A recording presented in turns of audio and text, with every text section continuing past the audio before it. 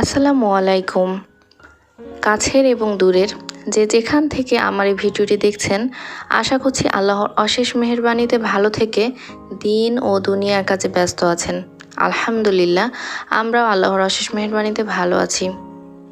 আজকে আপনাদের সঙ্গে শেয়ার করব ডিমের হালুয়া রেসিপি। এই জন্য আমি 3 পোয়া দুধ, 6টা ডিম, 1.5 পোয়া চিনি এবং দারুচিনি এবং এলাচ নিয়ে নিয়েছি। প্রথমে একটি বাটিতে আমি ডিমগুলো খুব ভালোভাবে ফিটিয়ে নিয়েছি। তারপর চুলার উপর পাতিল বসিয়ে তার মধ্যে সয়াবিন তেল দিয়ে দিয়েছি। তেলটা যখন গরম হয়ে এসেছে তখন তার মধ্যে দারুচিনি এলাচ দিয়ে দিলাম। এখন আমি ফেটিয়ে রাখা ডিমটা পাতিলে দিয়ে দিলাম। এখন আমি দুধটা অ্যাড করে দিয়ে খুব ভালোভাবে নাড়াচাড়া করে নিব। ডিমের হালুয়া রান্নায় মূলত সব উপকরণগুলো একসঙ্গে মিশিয়ে পাতিল অনবরত নাড়তে থাকতে হবে, না হলে পাতিলের তলায় লেগে গিয়ে ডিমের হালুয়ার যে অরিজিনাল টেস্ট সেটা নষ্ট হয়ে যাবে এবং খেতেও ভালো লাগবে না।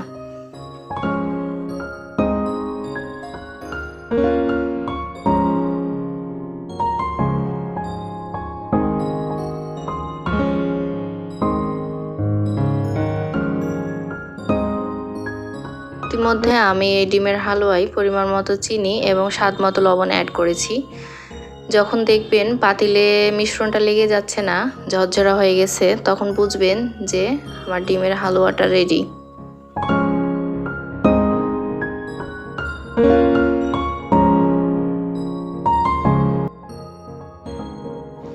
আমি হাতে নিয়ে যদি দেখাই, দেখেন এরকম ঝরঝরা হবে।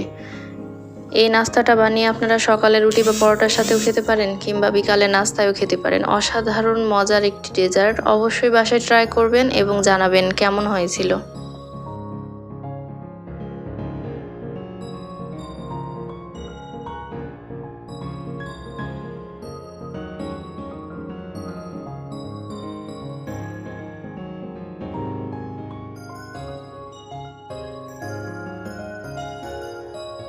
আমি আমার দুপুরের রান্নাবান্নাগুলো অফ ক্যামেরায় করে নিয়েছি।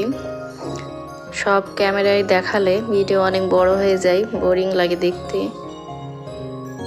খাওয়া দাওয়া শেষে রেস্ট নিয়ে বিকালবেলা আমরা ঘুরতে বের হয়েছিলাম।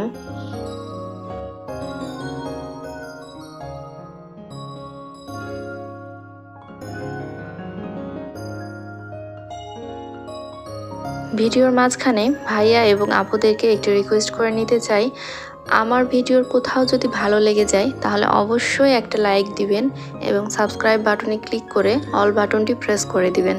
আর কাজটি যদি আপনি অলরেডি করে থাকেন তাহলে আপনাকে অসংখ্য ধন্যবাদ। চিরচেনা এই শান্তির শহরে কেন জানি আমার রাত্রেবেলা ঘুরতেই বেশি ভালো লাগে।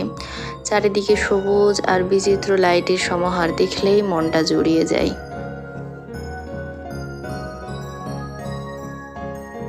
সবাই অনেক বেশি ভালো থাকবেন এবং সুস্থ থাকবেন, এই শুভকামনা জানিয়ে আজকের মতন বিদায় নিচ্ছি। আসসালামু আলাইকুম।